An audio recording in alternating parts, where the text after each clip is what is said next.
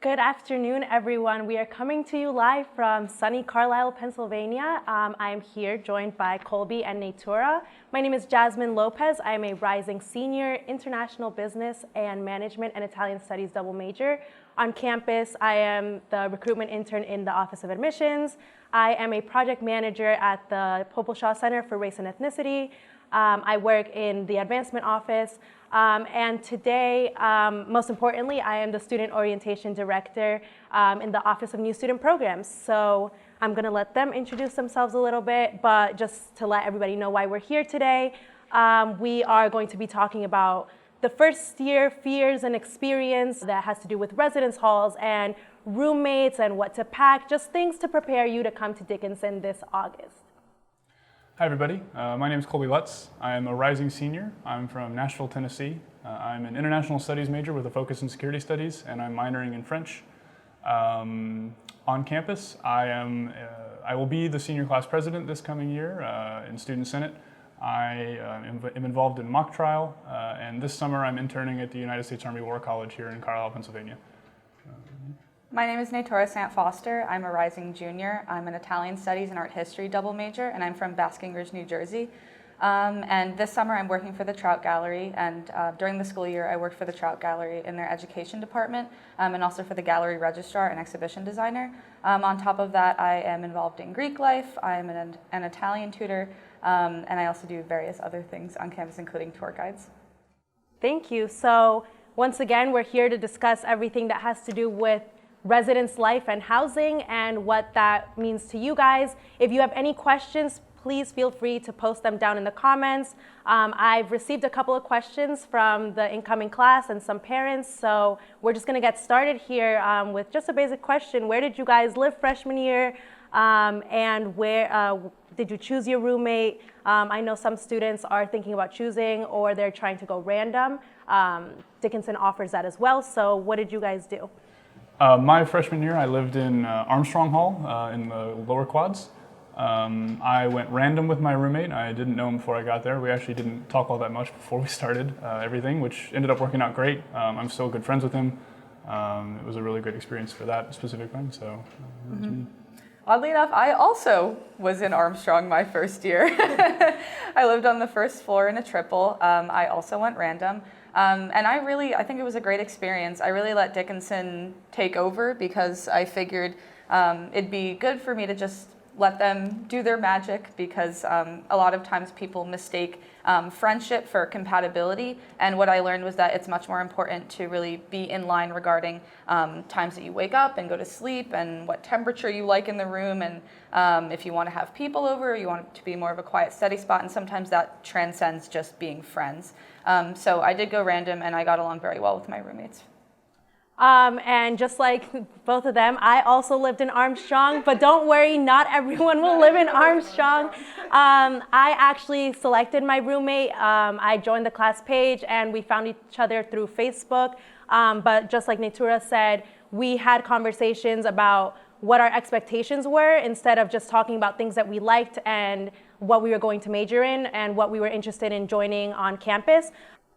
So we're gonna head into the first question that I received a couple of days ago from a parent saying, does it have any place to list the housing preference? This is in reference to the roommate preference form.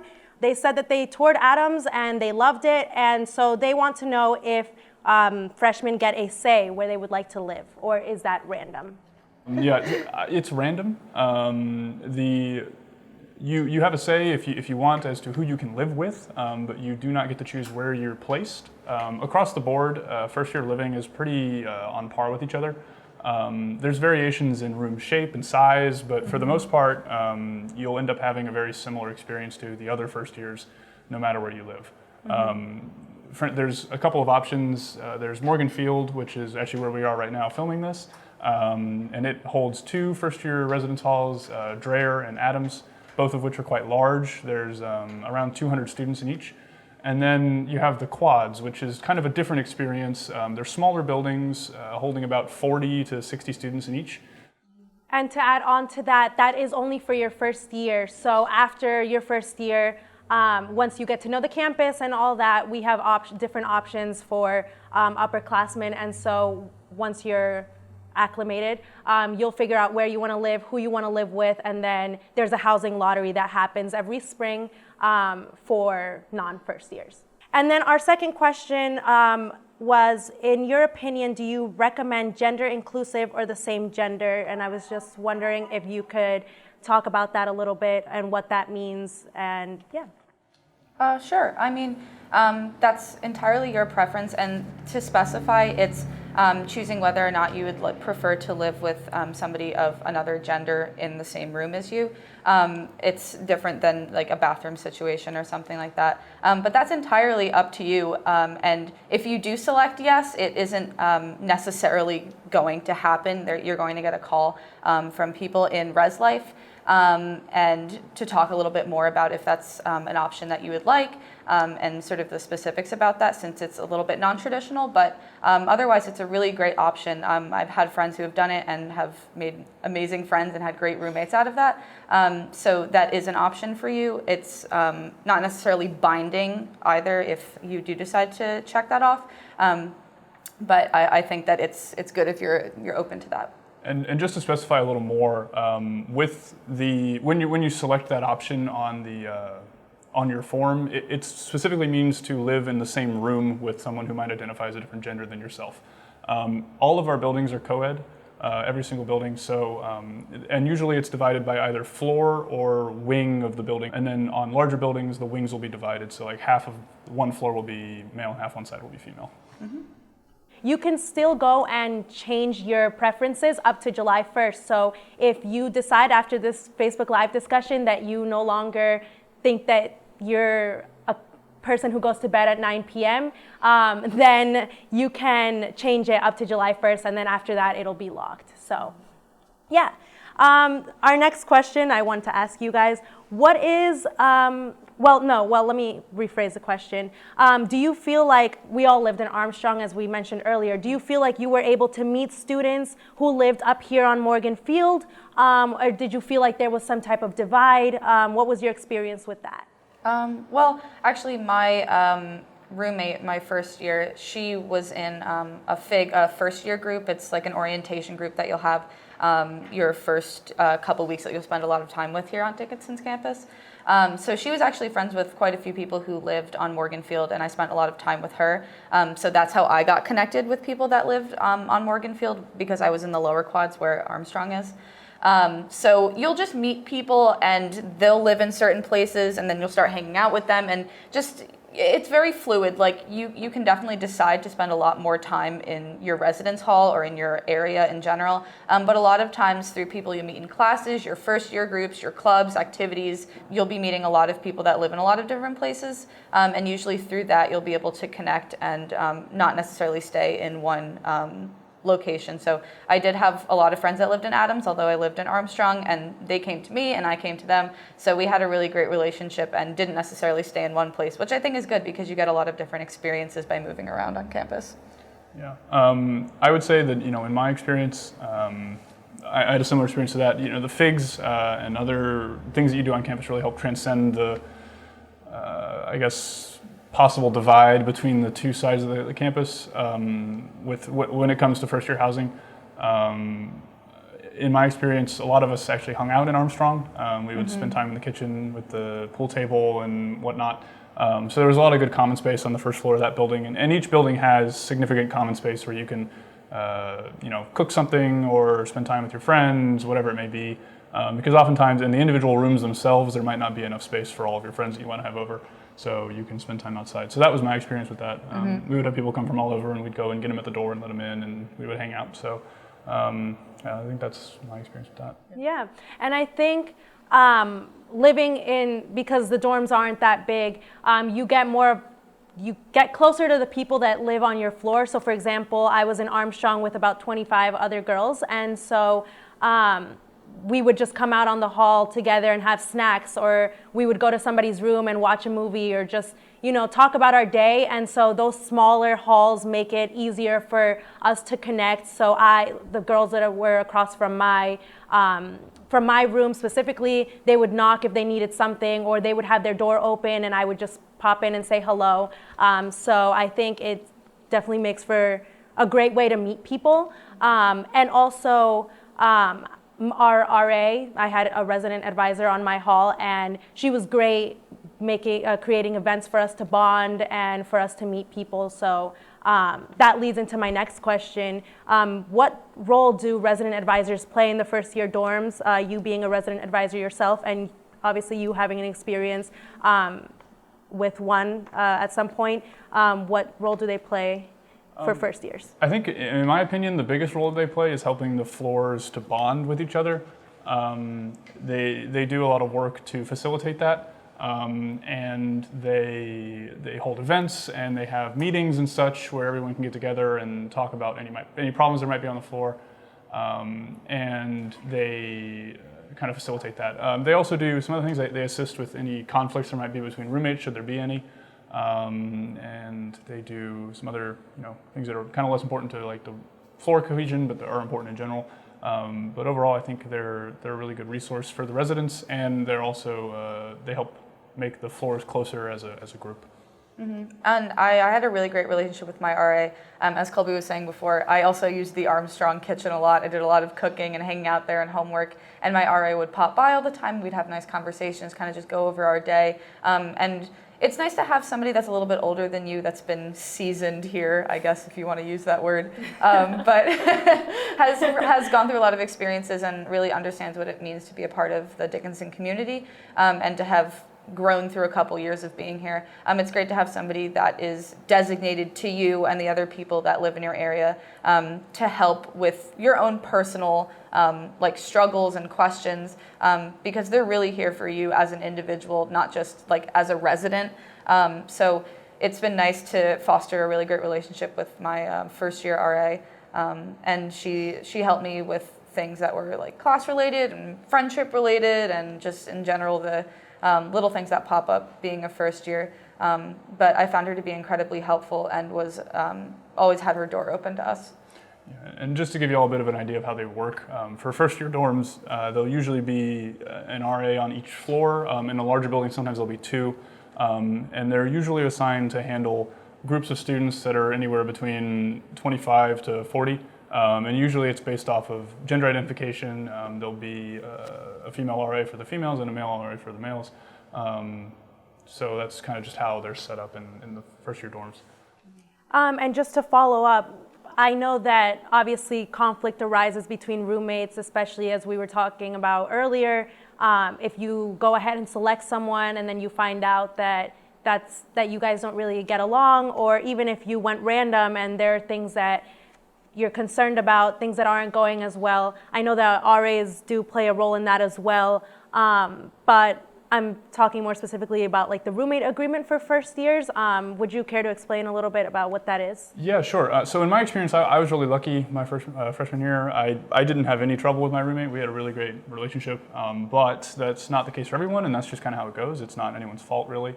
At the beginning of each year, we require that first years fill out the roommate agreement, and they do this between roommates or suite mates, however many people there might be in a room. And it's not a binding document. We actually like to consider it a living document. So if you need to, you can go back and change things if anything might change, or you might say something at the beginning that you end up not enjoying as a resident. So you can go back and talk with your roommates and change something. And it's kind of just a way to facilitate, dialogue about problems that might crop up, and also kind of provide a baseline. So there's questions in there like, how many visitors are we allowed, or is a resident allowed to have during the week, and what times, and things with that. Can people stay the night if they want to, or what kind of when do people get up? I forget all the other. There's a large. It's about 2 pages, and a copy of that is held with the residence life office, and if there's ever a conflict, it's kind of brought out. And just the person facilitating the discussion will read through it and be like, well, you have this written here. Is this what's happening? Does something need to change? What's your guys' position on it? And it helps work through any conflict that might happen. So I think that's why it's important. Do you have anything? Yeah, I mean, since I lived in a triple my first year, I think it's especially helpful to have that because there were 2 other people who I had to keep in mind what their preferences were, likes and dislikes, the time they go to bed, the time they wake up, all of that stuff. So my RA was very helpful in facilitating that dialogue and making sure that all of us had our needs met because you'll start to learn if you haven't lived in a confined space with other people, haven't like shared a room with other people before, either like if you haven't gone to boarding school or haven't gone to summer camps or stuff like that, that like it's hard to really keep in mind everybody else's needs in addition to your own because maybe you want to go to bed early at like 9 p.m. because you have an exam the next day, but then again, your roommate has their own needs. And it's always about keeping those in check and trying to respect both what you need and what other people need. And that's why the roommate agreements are very helpful, but it's also like referencing those throughout the year and making sure that you're still on the same page about stuff because you are living in a shared environment and that requires the active participation of everybody to make sure that that's a healthy environment for everyone. And just to add on to that, I remember when me and my roommate were filling out this form, we actually, I mean, you can do it together, but I remember we did it separately because we were thinking, well, when we get to you meet with the resident advisor, you don't just fill it out and then throw it away. So you discuss it with somebody else to make sure that what you're really writing down or what you're really saying is something that you're really going to hold each other accountable for.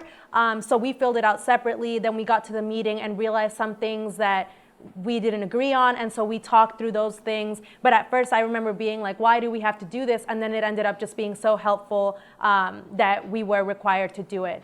Now, moving on, I got a question from Erin Lowe saying, can you discuss learning communities and their impact on the first year living experience? So did any of you guys didn't live in learning communities, but do you know people who have and what their experience was like? But also if you can discuss what a learning community is before you dive into that. I personally don't know a whole lot about them, so I don't know if you... Well, I had a friend who was in my FIG, my first year group, who lived in a learning community. I can't remember exactly what it was. I think it was definitely like science related, and she lived in Davidson, Wilson. And she spent a lot of time doing homework and going over class notes and discussing things with the people that she lived with because those were also people that were in her first year seminar. And a first year seminar is a class that you take your first year, which is a writing intensive course. And the person and your professor is also your academic advisor, so you become close with them and I believe 2 classes a week are dedicated to your first year seminar. But anyway, you spend a lot of time with those people and get to know them both in an academic sense, but in more of like a friendship and residential sense as well, because you're all centered around the same sort of principles and academic interests. So I know that people that live in those communities tend to like bond together very well because they have the reinforcement of both living in the same place and learning the same things and taking the same classes. So they tend to be like tight groups, but that doesn't mean that they can't have friends outside of that or anything. It just means that there's like a more active facilitation of bonding between them because they have those 2 sides to reinforce them. Yeah, and I will also add about learning communities is that the students, you guys know which ones are the learning communities through the descriptions of the seminars, so you know that you'll be living with these people. And it usually is super interesting because you all have the same interests and the same academic interests, but then living together, you see another side of somebody, and you get to learn about them outside of this seminar and classroom, but then you also have similar academic interests, which is pretty cool, that you automatically have a group of people that you know that you'll get along with because of this shared academic experience that you want to get out of Dickinson. So I would definitely recommend those. They're not for everybody, and when you do sign up for a learning community, you don't get to select your roommate. And so that sometimes is a turnoff for people, but I think if you are super interested in something, then you're almost promised that the person who will be living with you will be as interested in this community as you will be. So moving on to something else, we discussed in the description of the discussion that we would be talking about packing and what to bring and decorating your first year residence hall. And I remember just being so excited, and my mom and I went to IKEA and like just raided the entire store to find something. I think my question is, what is something that you definitely recommend bringing, or you wish you left at home, or something that you missed from home that you didn't bring and had to bring it after your first break or something? Let me think. I don't know what you think. I can tell you one thing you should not bring, and that's don't bring string lights, because as an RA, that's one thing we always keep an eye out for, and they are a fire hazard, so no string lights. But other than that, I don't know. I'm still thinking about other things. Well, I think it's nice because for a lot of people, this is their first time living away from home. So bring things that are reminiscent of your home and your friends and your family, so you don't feel so alone, because at times you're adjusting to a new place, you don't know a lot of people. So like that's can be a hard adjustment for some people, and you're not alone in that at all. Everybody goes through it. So bringing pictures of your family, mementos, things that like remind you of home, of like experiences that you've had in the past that you really treasure are definitely important to bring, because they can be good to look at or just to have to sort of like bring you at peace and ground you again, because it can get overwhelming when there's classes and new people and new experiences that are kind of throwing you out of your comfort zone. So it's good to bring things that remind you of home and bring you back to that comfort. For me, like Natura said, I brought a lot of pictures just from, like, you're transitioning from high school. I went to a boarding school, so I was stuck with these people for 4 years and grew close to a lot of them. And so I brought pictures and I brought my favorite pillow from home and a favorite blanket, although I went out and bought like the new bed set and sheets and all of that stuff. Remember I got everything matching in like this turquoise color. That's my favorite. Yeah.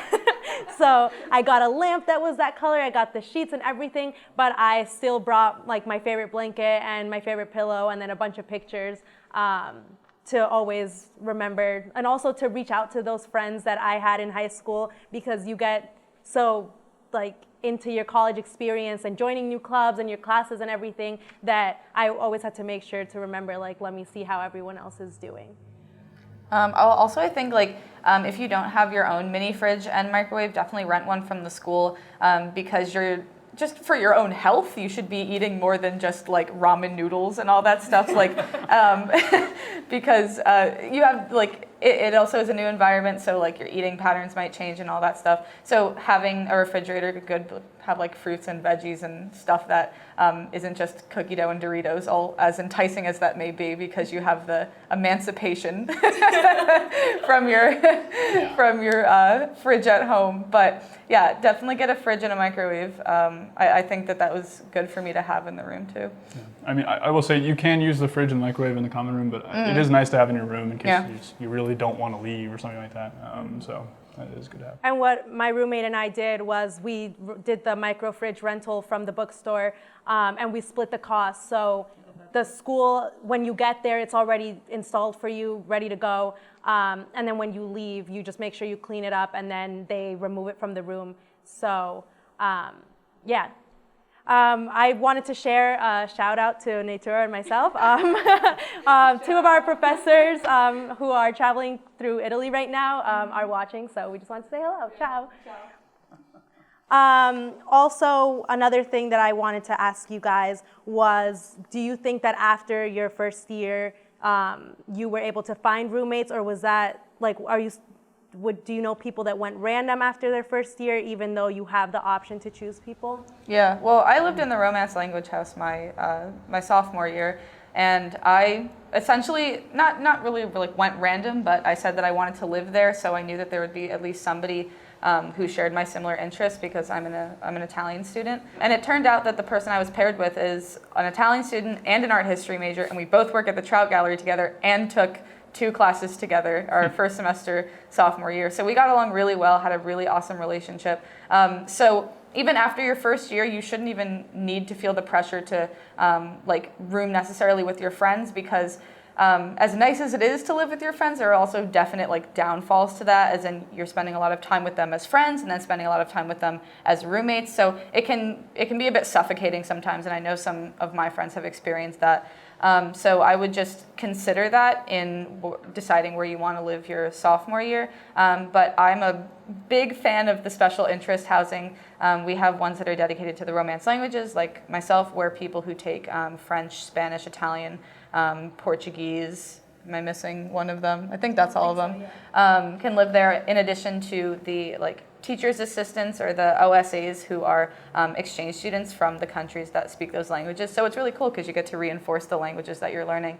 But there are ones that are dedicated to classics. We have the dog house, where they train service dogs.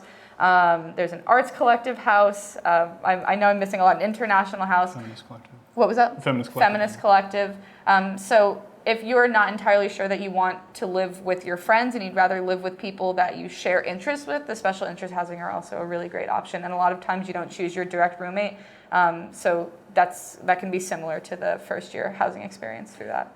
I would say for me, every single year after my first year, I've been an RA, so I've been living alone, which has been nice in a way.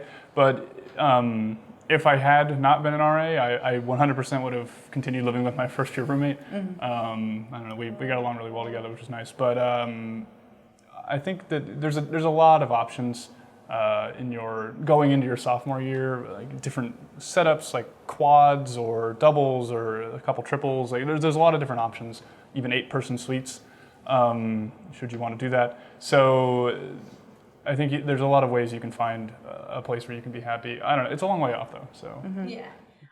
And just to wrap up, I did want to mention that I know that first years are probably just so nervous about choosing a roommate or filling out this roommate preference form, which, reminders, due July 1st. And so I think it's important just to share this little information that only about 30 to 35% of incoming students actually choose a roommate. So there's no pressure to have to find someone and then choose someone that you're ultimately not going to be happy with just because you think everyone's doing that. I think it's important to share that. Know that if you go random, Dickinson does a really, really great job. If you fill out your roommate preference form accurately and you're not having your best friend or your mom or dad fill it out for you, if you know that you're not a generally clean person, don't say you're clean. And if you don't go to bed at 8 p.m., if you really go to bed at 2 a.m., make sure you're being honest with those things so that you have a very positive roommate experience. And just to wrap it all up, is there any other advice that you guys want to share with first years about residence halls or just the first year experience in general before they come to our campus in August? I would just say kind of two things. First of all, don't feel too much pressure on your roommate situation. Like if it, our goal is to put you with someone you like and to try and make it work, and that's what the RAs will do. All the staff at Residence Life and Housing will try and do. But in the end, if you try and it really doesn't work out, you can move if need be. So you can change your roommate, you can change to another dorm, whatever needs to happen, you can move. There's a bit of a process before that happens. It's not just instant I don't like him, I'm going to move. You got to put some effort into it. But you can move if need be. So don't put a whole lot of pressure on it. Make an effort, be respectful. But if it doesn't work out, it doesn't work out, and you can change that to be happy if you need to be. So yeah, and there's also a 2-week freeze on housing in the beginning of the year. So it's to assure you that if things aren't going well in the first 2 weeks, that it's kind of normal for things to be a little rocky or confusing and whatnot, and that's not an automatic sign that it's got a jet. It's not necessarily that you have to leave immediately once one singular problem pops up, because things happen. Everybody's adjusting. So that means that during those 2 weeks, you cannot request to leave the room that you're in.